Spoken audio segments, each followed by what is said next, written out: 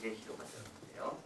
잡초가 살아남기 위해 사용하는 전략들을 소개하면서 우리도 이 세상에서 성공하기 위해서 그 전략들을 좀 배우면 도움이 된다고 말하고 있습니다.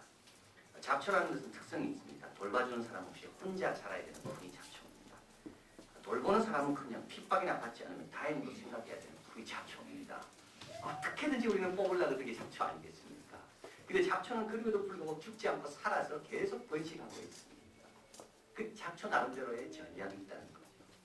혼자 살아남아야 역경이 있더라도 끊임없이 이겨내야 하는 강약.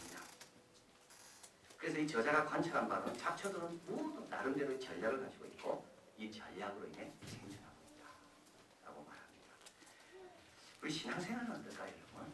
우리 신앙생활 잘하도록 주위에서 막 도와주고 격려해주고 그럴까요? 그렇지 않습니다. 오히려 잡초를 뽑으려는 인간보다 더 강한 사탄의 세력이 우리의 신앙을 방해하고 하나님의 축복을 가로막고 있고, 그래서 우리는 더 강한 그 강인함과 전략과 지혜 없이는 하나님 주신 복을 다 빼앗기게 되고 은혜의 자리에서 쉽게 내려오게 되는 것을 보게 됩니다. 빛이 왔지만 어둠이 빛이 싫어해서 죽이려고 하고, 예수님께서 제 아들을 파송할 때 그냥 보낼 수가 없는 겁니다. 왜냐하면 양을 이리 가운데 보낸 것 같기 때문에. 그래서 우리 예수님께서도 말씀을 많이 하십니다. 사람을 삼가해라. 사람을 조심해라. 비둘기처럼 순결하지만 뱀처럼 지혜로워야 한 고을에서 핍박을 받으면 그냥 핍박받고 있지 말고 다른 고을로 피해라. 염려하지 말고 두려워하지 말고. 이제 이스라엘 백성은 여리고 앞에 왔습니다. 정탐꾼을 보내서 다 파악한 다음이죠. 요단을 건넜습니다. 모처럼 주신 편안한 시기에 그동안 해야 되는 거 못했던 거 할례를 다 받고 6월절을 잘 지내고 그리고 만나는 그치고 땅의 소산을 먹게 되었습니다. 이제 드디어 여리고 성 앞에 도착한 겁니다. 여리고는 예루살렘에서 도보로 약 6시간 밖에 떨어져 있지 않다고 합니다. 열대에 나온 것 같은 곳으로 여름은 덥지만 겨울은 따스하고 쾌적한 가나안에서 가장 큰 성읍은 아니지만 전략적으로 요충지가 되는 곳이 바로 이 여리고입니다. 이제 이스라엘 백성은 요단강을 건너서 이제 여리고를 점령해야 됩니다. 첫 번째 성을 점령하는 첫 번째 경우입니다.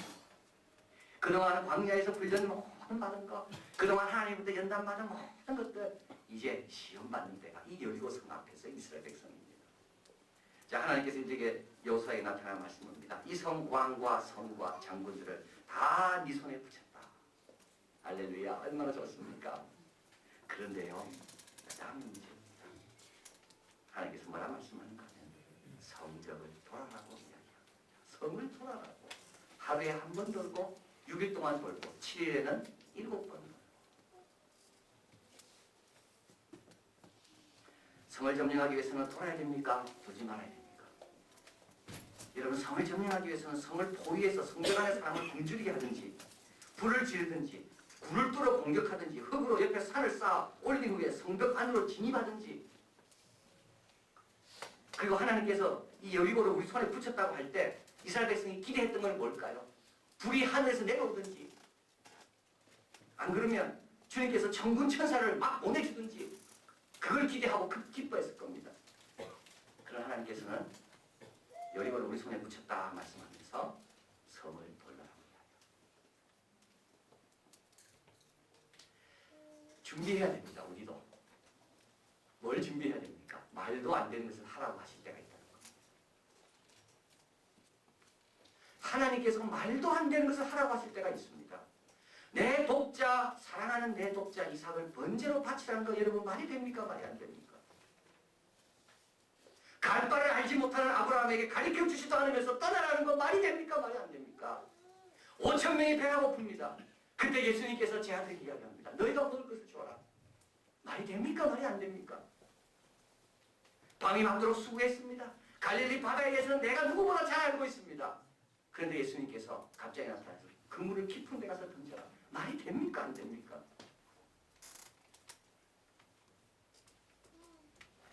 우리도 준비하고 있어야 됩니다. 지금까지 우리가 기도했던 이유가 뭘까요? 지금까지 연단받은 이유가 뭡니까? 바로 이때를 위함입니다. 이때 어떻게 반응합니까? 하나님께서 시험하시는 거죠. 네가 나를 믿나? 내 지혜가 네 지혜보다 뛰어난 것을 네가 믿냐? 내가 너를 사랑하는지 네가 믿냐? 내가 이 모든 것을 할 수 있는지 네가 믿냐? 한 바퀴 돌았습니다. 그리고 이스라엘 백성은 벽을 봤을 겁니다. 벽이 금이 갔는가? 안 갔습니다. 아, 첫날이니까. 두 번째 돌았습니다. 벽이 기울어졌습니다. 안 기울어졌습니다. 세 번째 날 돌려고 할 때 갈등이 생기겠죠. 근데요, 도는 거는요, 혼자만의 문제가 아닙니다. 여리고성 사람들이 가보고 있습니다. 체면이 말이 아닙니다. 처음에 돌 때는 믿음으로 기뻐서 돌았습니다. 아무 일도 안 일어나. 두 번째도 돌았어. 아무 일도 안 일어나. 그런데 그 나만 알면 괜찮겠는데 여리고성 사람들이 다 지켜보고 있습니다. 비웃고 조롱하고 있습니다. 체면이 말이 아닙니다. 네 번째는 또 돌아야 됩니다.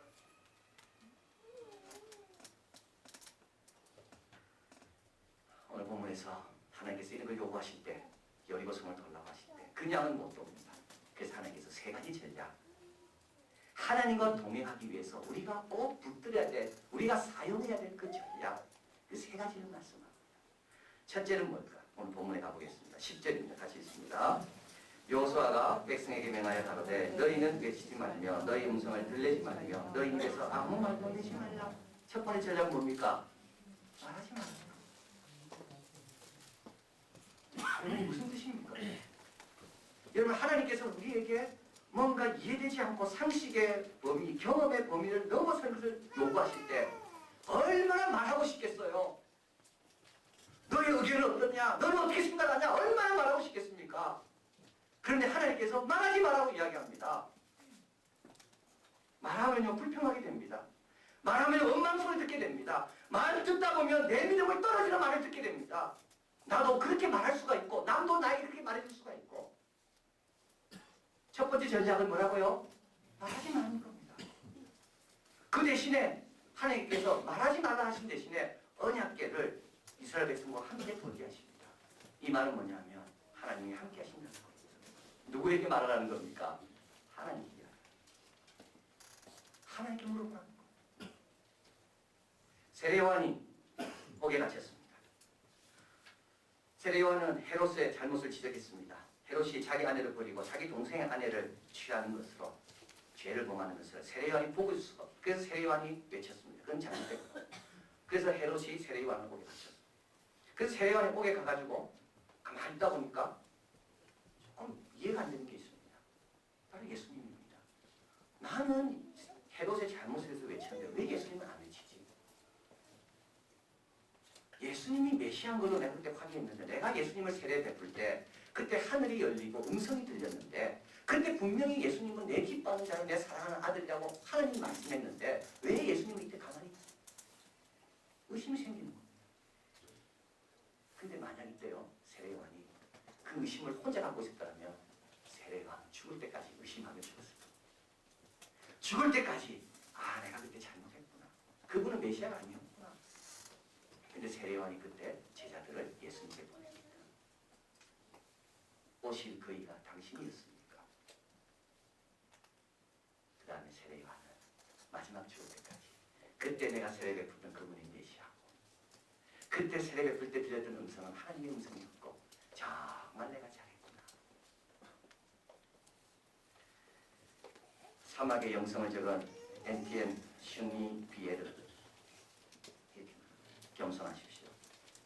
하나님의 은총을 앞지르지 마십시오.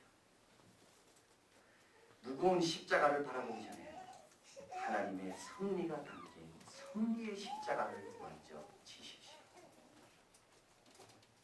여러분 우리가 얼마나 하나님보다 앞서려고 하는지 모릅니다. 얼마나 하나님의 계획을 모르면서 아는 것 같이 말할 때가 많이 있는지 모릅니다. 십자가가 무겁다고 말하기 전에 십자가를 주신 그 섭리를 발견하는 게 더 먼저라는 겁니다. 전도서 5장 2절에 말씀합니다. 너는 하나님 앞에 함부로 입을 열지 말며 급한 마음으로 말을 내지 말라. 하나님은 하늘에 계시고 너희는 땅에 있습니다. 여러분 이 말 맞지요? 하나님은 하늘에서 보고 말씀하는 분이고 우리는 땅에 있기 때문에 하나님처럼 못 보는 게 그게 틀렸습니까? 맞습니까? 그러면 하나님 하시는 일에 가만히 있어야 됩니다.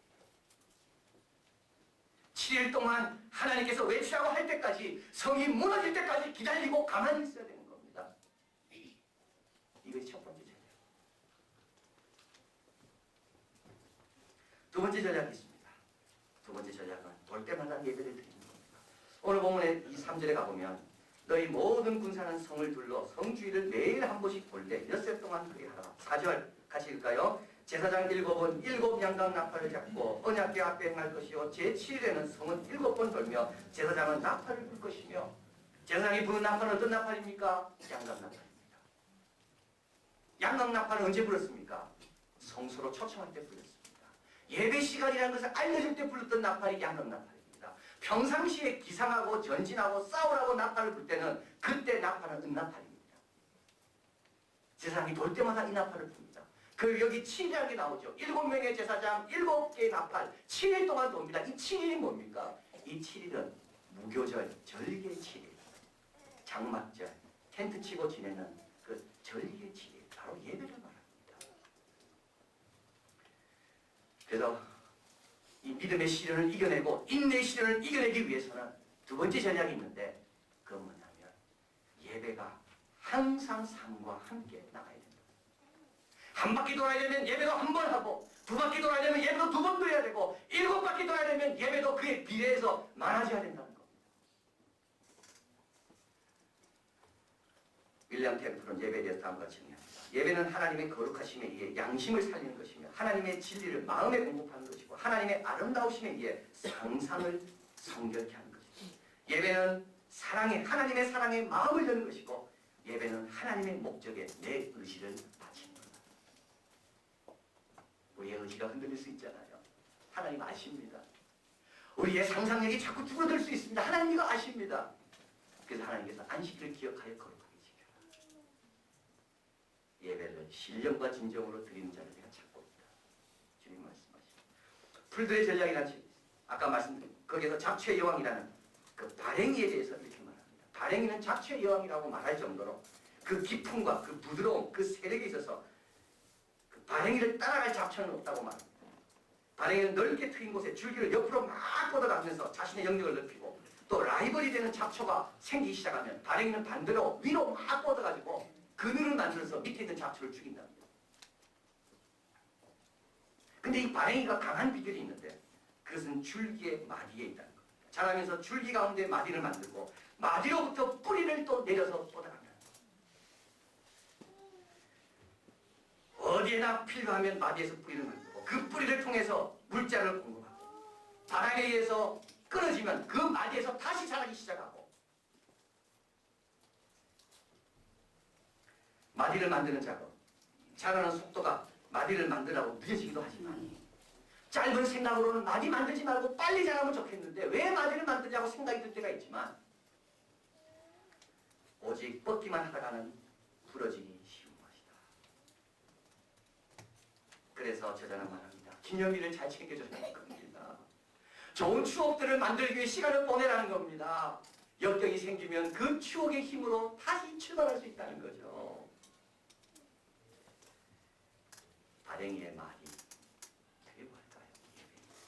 다시 출발할 수 있고 다시 회복되고 거기서 다시 뿌리를 내고 다시 꽃을 피울 수 있도록. 여러분, 이 한 바퀴 여리고선 한 바퀴 도는데 얼마 걸렸을까요? 고고학자들은 말합니다. 여리고선 한 바퀴 도는데요 15분에서 20분밖에 걸리지 않는다. 여러분이 일주일 가운데 예배 드리는 시간이 얼마나 됩니까? 그렇게 많지 않습니다. 그러나 이 시간만으로 정성껏 드리면 나머지 시간이 복이 됩니다. 다시 시작하고 싶습니까? 예배를 정성껏 드리시면 됩니다. 우리 사랑하는 자녀와 식구들 가운데 누군가 마디를 좀 만들어주고 싶습니까? 예배로 초청하면 됩니다. 그러면 마디를 통해서 어느 날 돌다 보니까 7일 동안 돌게 되는 겁니다. 자, 그래서 이게 두 번째 전략입니다. 첫 번째는 말을 하지 않고, 두 번째는 하나님과 대화 많이 한 다음에 예배를 드리고, 세 번째 마지막 전략이 또 하나님께서 말씀하는 게 하나 더 있는데 그건 바로 꿈과 비전을 점검하는 겁니다. 오늘 보면 뒤에 가보면 하나님 말씀 같이 한번 보겠습니다. 19절, 18절, 19절 같이 한번 읽을까요? 너희는 바칠 물건을 스스로 삼거라. 너희가 그것을 바친 후에 그 바친 어느 것이든지 취하면 이스라엘 진으로 바침이 되어 화를 당케 할까 두려워하노라. 은금과 동철 기구들은 다 여호와께 구별될 것이니 그것을 여호와의 곳간에 들릴지니라. 이스라엘 백성 이 일을 함으로 생기는 게 있습니까? 없습니다. 여러분, 이것이 이스라엘 백성으로 더 헌신하게 만드는 겁니다. 더 순수하게 만들고 더 깨끗하게 만들고 더 충성하게 만드는 겁니다. 만약에 이것을 너희들이 가져가라 했다면요, 이스라엘 백성은 여기서부터 복잡해지기 시작합니다. 인간적인 방법을 동원하기 시작합니다. 그러나 성을 점령한 다음에 모든 것은 다 누구 겁니까? 하나님 겁니다. 두 가지 뜻이 있습니다. 하나는요, 여리고 성의 죄악을 하나님이 심판하시겠다는 뜻입니다. 매춘이 많았답니다. 유아 어린아이들을 희생제물로 바치는 그 종교습들이, 이 풍습들이 이 여리고 성과 이 가나안 땅에 많았답니다. 하나님은 참다가 이제 이스라엘 백성을 통하여 이 성에 하나님의 의를 세우려고 합니다. 그 일을 위해서 누구를 불렀어요? 이스라엘 백성을 불렀어요. 그리고 또 한 가지, 이스라엘 백성은 지금까지 하나님부터 받기만 받았습니다. 그러나 이번에는 이 성을 하나님께 드릴 수가 있게 됩니다. 이 열매를, 첫 성의 첫 열매를 자기들이 취하지 않고 하나님께 드립니다. 하나님을 위해서 내가 일한다 생각하면요, 더 잘하게 되고 더 열심히 하게 되고 더 충성하게 되고, 이게 바로 비전과 사명을 점검하는 겁니다.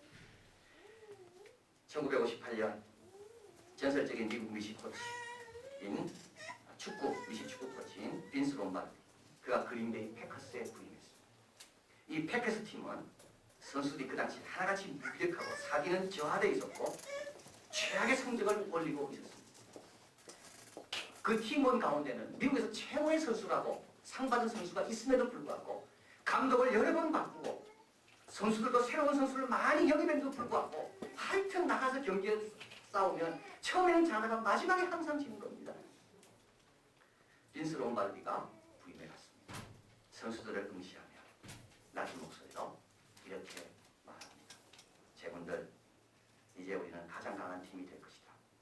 우리는 이제 모든 경기에서 승리할 것이다. 제군들, 이제 달리는 법을 배울 것이고 상대 공격수를 막는 법도 배우게 될 것이다. 그렇다면 어떻게 이 모든 것을 가능하게 할 수 있습니까? 세 가지만 기억해라. 집, 신앙, 힘이다. 뛸 때마다 집을 위해 뛴다고 생각하고 네 자녀를 생각해라. 뛸 때마다 우리 팀의 영예를 생각하고 뛸 때마다 네가 섬기는 하나님을 생각하라. 내셔널 풋볼 리그 선수들 실력은 거의 비슷하답니다. 선수들 차이는 그렇게 나지 않는답니다. 근데 어떤 선수는 목숨 걸고 뛰고요, 어떤 선수는 저도 괜찮은 그런 마음가짐으로 뜁니다. 뛰어야 될 이유가 뭔지도 모르기 때문에. 성을 왜 돌아야 됩니까? 자기를 위해 돕니까? 왜 성을 계속 신실하게 돌아야 됩니까? 하나님께 이 성을 드리기 위해서. 조지 바나는 말합니다. 하나님의 비전만이 삶을 의미를 주고 리더십의 목적을 주며 참여하는 자들에게 지속적인 열정을 준다. 매일 아침 우리를 깨우는 유일한 가치, 장기적으로 헌신을 가능하게 하고 그룹의 에너지를 장기적으로 유지하게 하는 것은 바로 인간의 비전이 아니라 하나님의 비전이다. 그래서 하나님의 비전은 리더의 산소이다. 그것이 없으면 얼마 동안 그럭저럭 살아갈 수 있을지 모르지만 결국 고통스러운 죽음을 맞게 될 것이다. 나를 위해 일하는 것도요, 그것도 좋은 동기가 될 수 있습니다. 너무 약합니다. 다른 사람이 나 안 알아주면요, 그거 안 합니다. 내가 힘들고 내가 무의미에 빠지면 그걸 못합니다. 가족을 위한 것도요, 그것도 약합니다. 국가를 위한 것도 우리의 영혼은 너무 크기 때문에 그런 동기 가지고 우리가 지속적으로 할 수가 없습니다. 하나님을 위한 독생자를 주신 그 하나님, 지금도 나를 내 아들로 내 이름을 손바닥에 새겨주시고 내가 약할수록 사랑해 주시는 그 하나님, 그 하나님의 은혜에 어떻게 보답할까? 여러분, 이 마음이 있으면 성도 없는 게 귀찮지가 않습니다. 우리 아이를 어떻게 하나님의 종으로 키울까? 이러면요, 우리 아이를 위하여 수고하는 것이 아깝지가 않습니다. 우리 남편과 우리 아내 어떻게 하나님의 신실한 종으로 좀 쓰임 받도록 할까? 그러면 오늘도 남편과 아내를 새롭게 바라보게 됩니다. 여러분, 어떤 상태입니까? 성을 돌려받다가 아예 명령이 말도 안 돼서 그만둔다는 뜻입니다. 안 그러면 성을 몇 바퀴 돌았는데 아무 일도 일어나지 않아서 이제 멈추려고 합니까? 여러분, 하나님께서 성 1000바퀴 돌라고 말한 적 없습니다. 여러분, 7바퀴밖에 안 됩니다. 그리고 지금까지 연단 주시고 훈련하시고 말씀 주신 것은 여리고성 앞에서 하나님께 순종하라고 준 겁니다.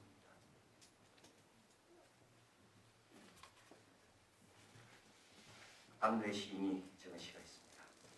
세상의 모든 것은 그대로인데 오늘은 그 모든 것이 다르게 봅니다. 꽃도 같은 꽃이 아니다. 사람도 같은 사람이 아니다. 세계의 끝간데까지 한 바퀴 돌아온 자리, 무너질 것 무너지고 깨어질 것 다 깨어져 처음처럼 허르 일어서는 사람, 다시 시작이다. 오늘 또 시작하겠습니다. 오늘은 다르게 하겠습니다. 어제 함께 했던 사람들 오늘은 새롭게 되고, 어제 했던 그 일들 오늘은 다르게 하겠습니다. 새벽에 길을 떠나. 여러분, 주님 다시 시작해도 된다고 말씀합니다. 그러나 그냥 가지 마십시오. 전략을 가지고. 그러면 어느 날 고함치는 날이 올 것이고